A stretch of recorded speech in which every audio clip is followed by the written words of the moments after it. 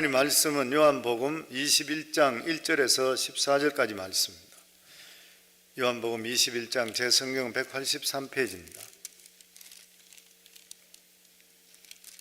요한복음 21장 같이 읽습니다. 그 후에 예수께서 디베라 호수에서 또 제자들에게 자기를 나타내셨으니 나타내신 일은 이러하니라. 시몬 베드로와 디두무라 하는 도마와 갈릴리 가나 사람 나다니엘과 세베대의 아들들과 또 다른 제자 둘이 함께 있더니 시몬 베드로가 나는 물고기 잡으러 가노라 하니 그들이 우리도 함께 가겠다고 나가서 배에 올랐으나 그날 밤에 아무것도 잡지 못하였더니 날이 새어갈 때 예수께서 바닷가에 서셨으나 제자들이 예수이신 줄 알지 못하는지라. 예수께 이르시되 얘들아 너에게 고기가 있느냐 대답하되 없나이다. 이르시되 그물을 배 오른편에 던지라 그리하면 잡으리라 하시니 이에 던졌더니 물고기가 많아 그물을 들 수가 없더라. 예수께 사랑하시는 그 제자가 베드로에게 이르되 주님이시라 하니 시몬 베드로가 붙고 있다가 주님이라 하는 말을 듣고 겉옷을 두른 후에 바다로 뛰어내리더라. 다른 제자들은 육지에서 거리가 불과 한 50칸쯤 되므로 작은 배를 타고 물고기 든 그물을 끌고 와서 육지에 올라보니 숯불이 있는데 그 위에 생선이 놓였고 떡도 있더라. 예수께 이르시되 지금 잡은 생선을 좀 가져오라 하시니 시몬 베드로가 올라가서 그물을 육지에 끌어올리니 가득히 찬 큰 물고기가 153마리라. 이같이 많으나 그물이 끊어지지 아니하였더라.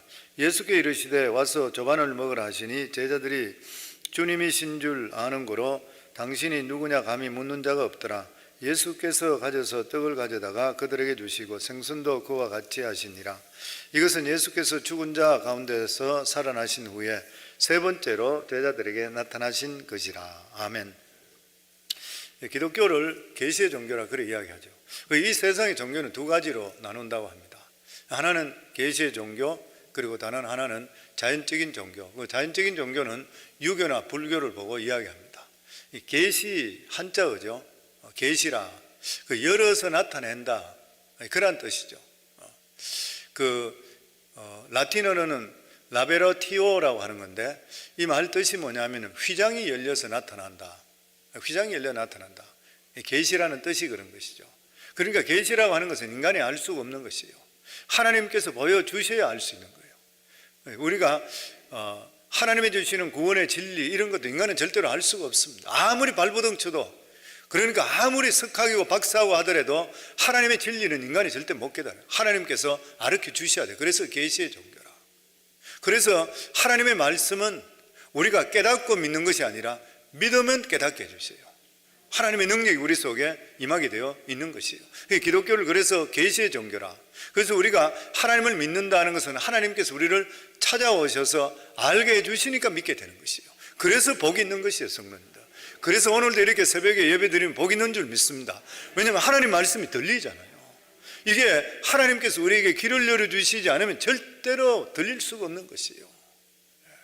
그리고 또 기독교를 또 하나로 이야기하면 기적의 종교라 그러죠.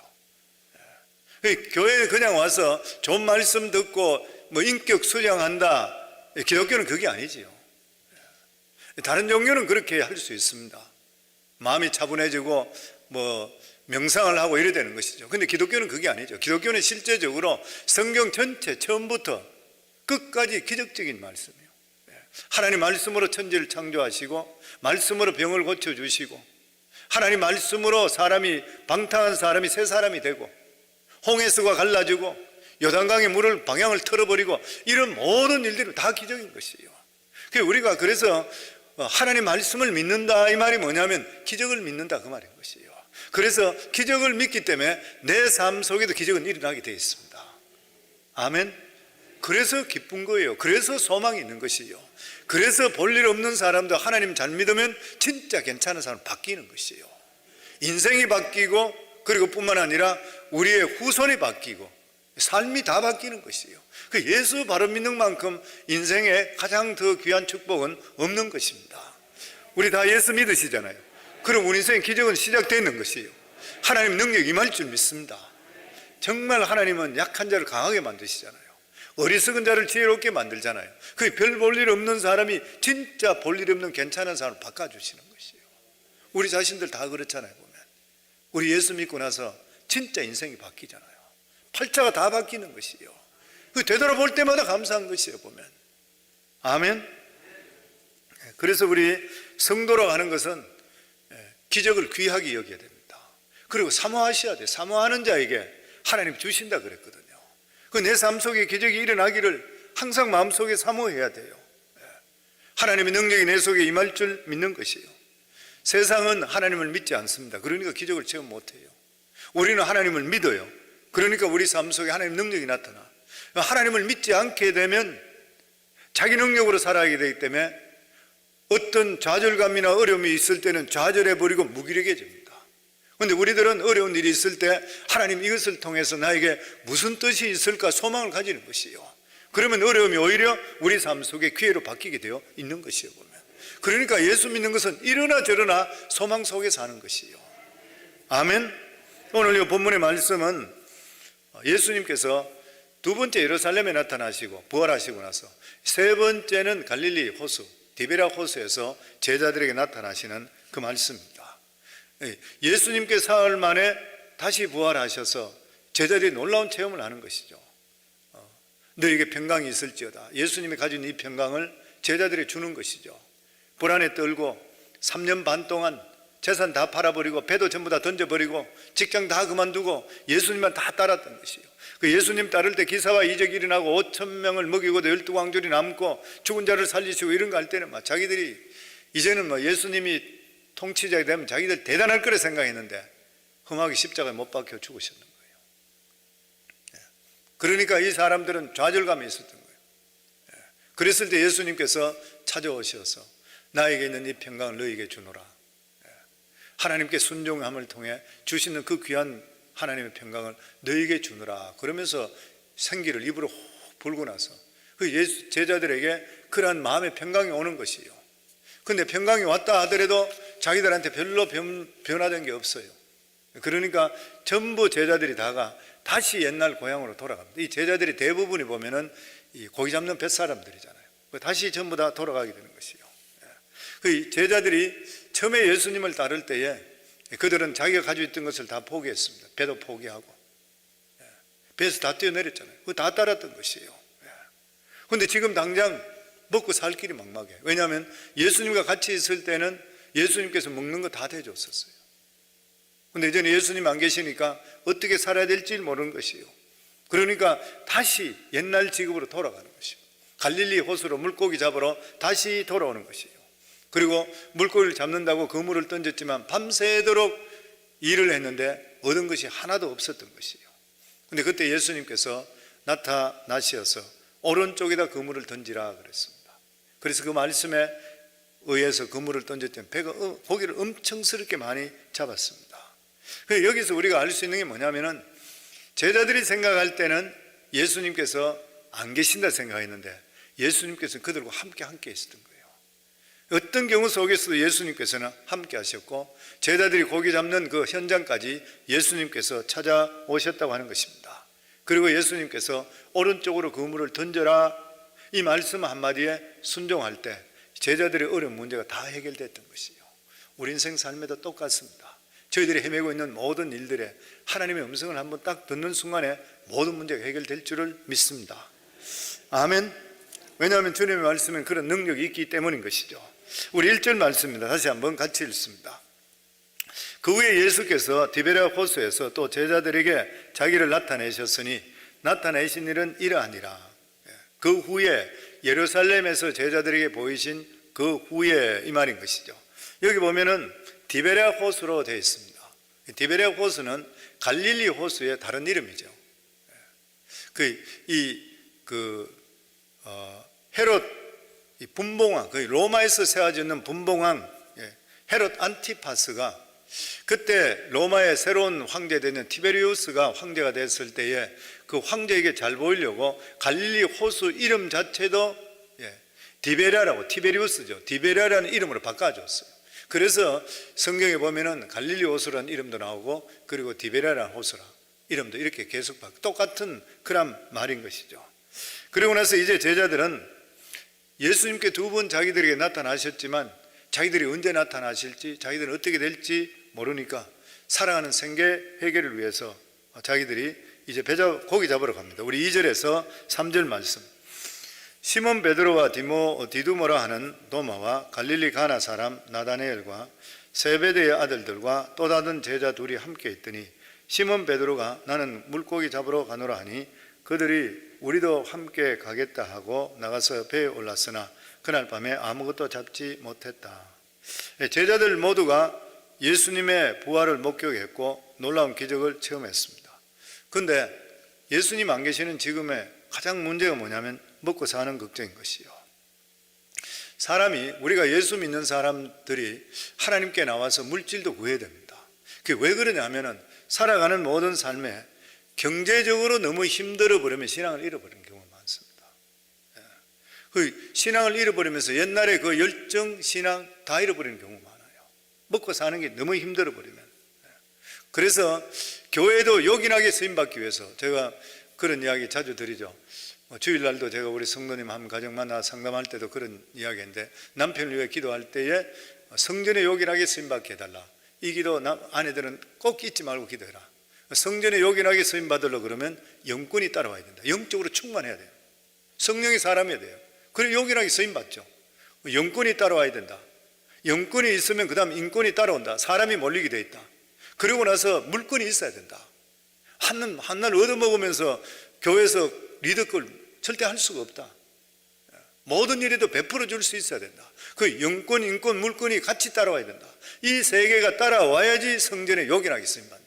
물론 기도만 하더라도 요긴하게 쓰임받다 하더라도 컴플리트하게 요긴하게 쓰임받지는 못하는 것이죠.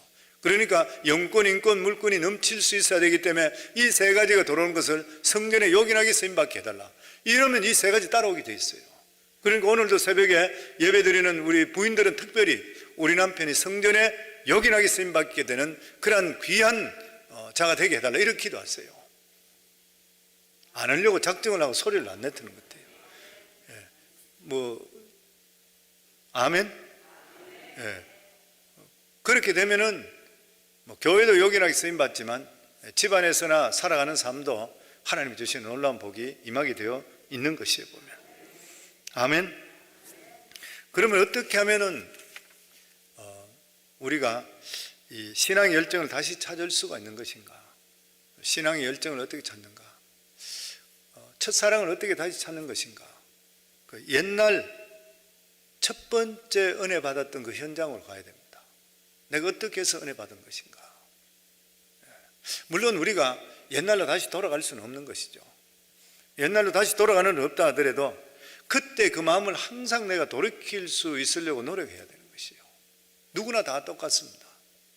하나님께 받았던 은혜 다 경험하고 계시잖아요. 그런데 지금은 내 마음이 어떤 것인가? 그러니까 항상 내가 옛날에 하나님께 은혜 받았던 그 생각을 내가 하면서 하나님 그때로 내가 다시 돌아가게 하소서. 저 지금도 제가 기도할 때 그런 기도 많이 해요. 내가 목회자인데도 불구하고 하나님께 받았던 그 은혜, 그렇게 감격했던, 그렇게 눈물 흘렸던 그 뜨거운 마음을 계속 저에게 좀 주세요. 계속 그 기도하는 것이에요, 보면. 우리 삶 속에 하나님이 주시는 그 열정을 회복할 때에 내 영혼이 새로워지고 삶이 다시 새로워지잖아요. 그러니까 그걸 끊임없이 우리가 그렇게 생각해야 되는 것이에요. 그런데 지금 베드로나 다른 제자들은 그걸 생각할 기력이 없어. 우선 먹고 사는 것이 중요했던 것이에요. 그래서 밤새도록 그물을 던졌는데 고기 한 마리 잡지 못했습니다. 그때 예수님께서 제자들을 찾아왔습니다. 그런데 제자들이 예수님을 알지를 못했어요. 4절에 보면 날이 새어갈 때 예수께서 바닷가에 서셨으나 제자들이 예수이신 줄 알지 못하는도라. 날이 밝지 않고 어둑해서 제자들이 예수님 오신데도 알지를 못했던 것이에요. 그 예수님께서 자기들이 그 있는 그 장소에 온다고 제자들이 꿈에도 생각하지 못했던 것이에요. 그러니까 예수님께서는 예배당 안에만 계시는 분이 아닌 거예요. 우리 가정에도 계시고 직장에도 계시고 예수님께 찾아오시는 것입니다. 그런데도 불구하고 우리들은 예수님이 오신다고 생각하지 못하고 나 혼자 애쓸 때가 너무나 많이 있는 것이에요. 그때 예수님께 제자들에게 물어보십니다. 5절에 보면 예수께 이르시되 얘들아 너에게 고기가 있느냐 대답하되 없느니라. 예수님은 제자들에게 그 장성하고 나이 많고 수염대를 기록했는데도 예수님께 말씀하시 얘들아 그렇게 말씀합니다. 제자들이 아무리 어른이라 하더라도 예수님께 보실 때는 사랑스러운 모두 다 아이들인 것이에요. 하나님께서 우리를 보실 때 똑같이 봅니다. 아무리 나이가 들었다 하더라도 하나님이 우리를 보실 때 얘들아. 성도님 아마 성령의 음성 들어보신 분들 기억하시겠죠. 성령님 음성 들릴 때 우리들에게 할 때에 어느 집사야 그렇게 하세요 이렇게 들어본 적 있습니까? 없습니다. 성령 항상 하시는 말씀이 얘야 이렇게 해라 저렇게 해라 야 이놈아 이래라 저래라. 항상 어린아이 대하듯이에요. 아주 갓난아이 대하듯이에요. 저는 지금도 귀에 항상 들려요. 성령의 음성이 하셨던 말씀들이 이렇게 해라 이래라 야 이놈아 새벽에 일어나라 그런 음성이 들리는 거예요. 하나님께서 말씀하실 때 어린아이 대하듯이요. 어린아이. 하나님 앞에서는 항상 어린아이입니다. 우리는 하나님 앞에서 체면 절대 차리면 안 돼요. 어떤 사람들은 교회 오면서 이런 것까지 하나님한테 어떻게 합니까? 그래 이야기하는데 이거 정말 교만한 이야기죠. 하나님 앞에서는 어린아이. 어린아이는 어떻게 해요? 보채든지 자기 체면 없이 필요한 거 달라 그래야 돼요. 그 성령 필요한 거 그냥 달라 그러시면 돼요. 아프면 악소리 나고 그냥 아프다 그러고 힘들면 그냥 힘듭니다 그러고 하나님 나 어떻게 해요 그러고 솔직하게 그냥 어린아이 같이 하나님께서 하기를 원하고 계시는 것이요. 그럴 때 여기 6절에 보면 같이 읽습니다. 이르시되 그물을 내 오른편에 던지라 그리하면 잡으리라 하시니 이에 던졌더니 물고기가 많아 그물을 들 수가 없었더라. 그물을 오른편에 던지라. 이 사건 보면 베드로가 주님을 처음 만났을 때 사건이 연상됩니다.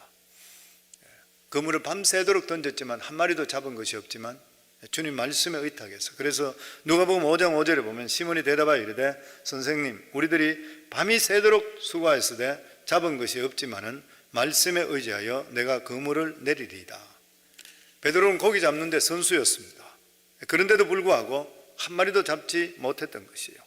그런데 말씀에 의지해서 그물을 던졌지만 엄청스럽게 많이 고기를 잡게 되고 자기 배만 만선이 아니라 친구 배까지 만선되게 했습니다. 그러니까 우리 자신이 아무리 똑똑하다 하더라도 우리 자신이 인간이기 때문에 안 될 때가 너무 많이 있어요. 아무리 전문가라 하더라도 한계가 모두 다 있는 것이에요. 그런데 하나님께서는 한계가 없습니다. 고린도전서 1장 25절에 보면 하나님의 어리석임이 사람보다 지혜롭고 하나님의 약하심이 사람보다 강하니라. 전문가가 아무리 애써도 풀지 못하던 것을 예수님께서 한마디 탁 하시니까 그냥 해결되는 것이에요. 우리 인생에도 아무리 우리 인생에 꼬여서 안 되는 문제도 하나님께서 한마디 탁 말씀. 겪어보신 분도 많이 계시겠지만 항상 우리가 하나님께서 우리에게 음성을 말씀을 주실 때에 길게 말씀 들은 거 하나도 없어요. 그냥 한마디 툭 주시는 거예요. 근데 한마디 그냥 탁 떨어지는 순간에 갑자기 마음에서 가슴이 시원하면서 갑자기 해결돼 버려요. 갑자기 문제가 다 해결돼 버려요. 이러니까 이렇기 때문에 이러한다 이런 말씀 주신 거 없어요. 걱정하지 마라. 내가 다 해결했다. 딱 그 말 하시면 그리고 끝나버리고 그리고 내 마음에 기쁨이 넘치게 돼 있고 실제로 얼마 안 있지 않으면 그 문제가 다 해결돼 버려요. 하나님께서 말씀 많이 안 하십니다. 근데 그 말씀을 하셨다 그러면 거기에 대해서 놀라운 능력이 우리 속에 임하게 되어 있는 것이에요. 그 예수님 이 제자들이 가장 필요한 게 뭐예요? 고기 잡는 거잖아요. 그러니까 어떻게 해라 말씀 없잖아요. 그냥 오른쪽에 던지라. 그냥 순종했더니만 하나님의 역사가 임하게 되어 있던 것이에요. 그래서 우리들 살아가는 삶에도 하나님께서 말씀하시면은 그냥 내 생각 버리시고 하나님 말씀 무조건 순종하시기 바랍니다.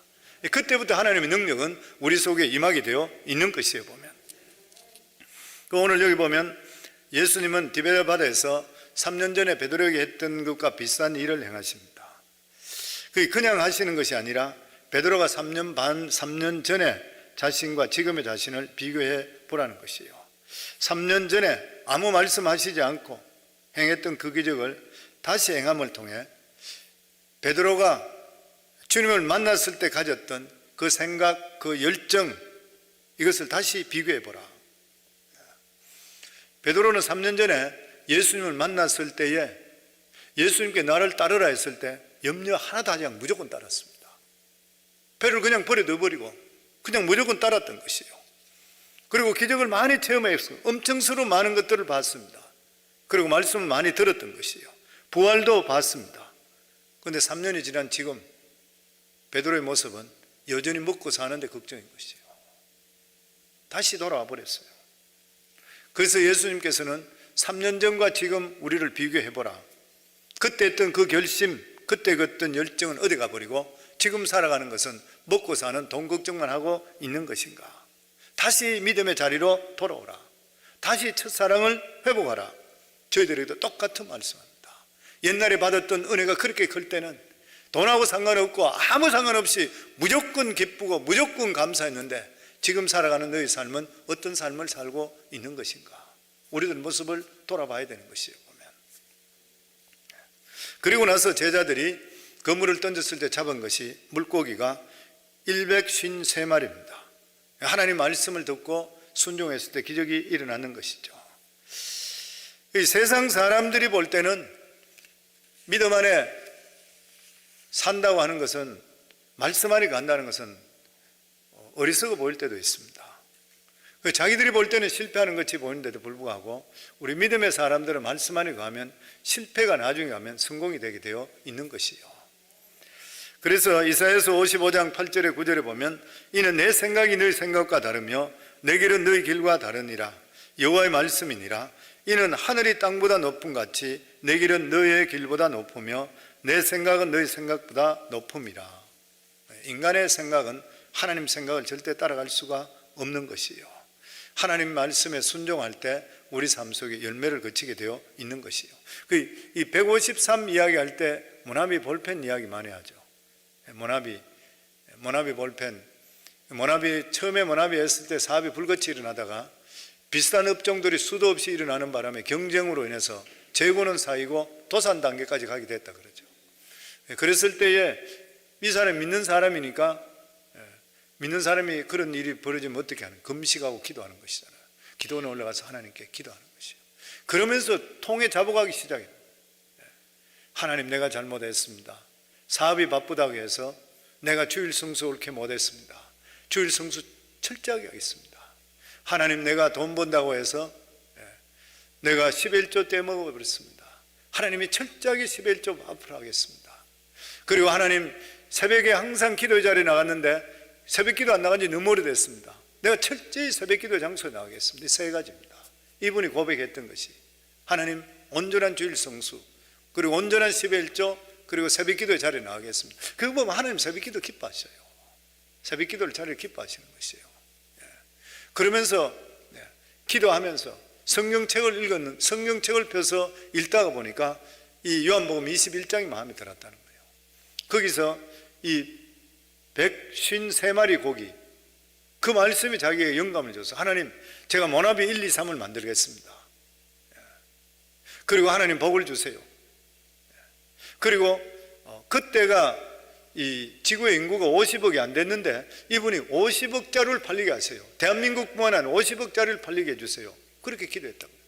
그러고 나서 와서 전 재산 다 모아가지고 모나미 153을 만들었다는 거예요. 믿음으로 만들었던 것이죠.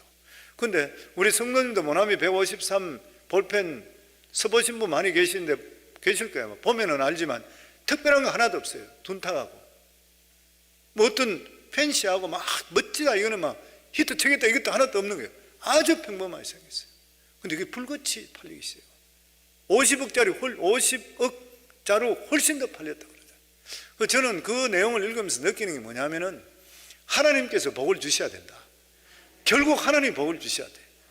아무리 인간이 기가 막힌 아이디어로 했다 하더라도 하나님 복 안 주시면 실패하는 것이고, 근데 여기 하나님 복을 주시니까 그렇게 둔탁하게 생기고 별 볼 일 없는 부로 무조건 그냥 사는 거예요. 하나님. 하나님 그냥 사는 것이에요.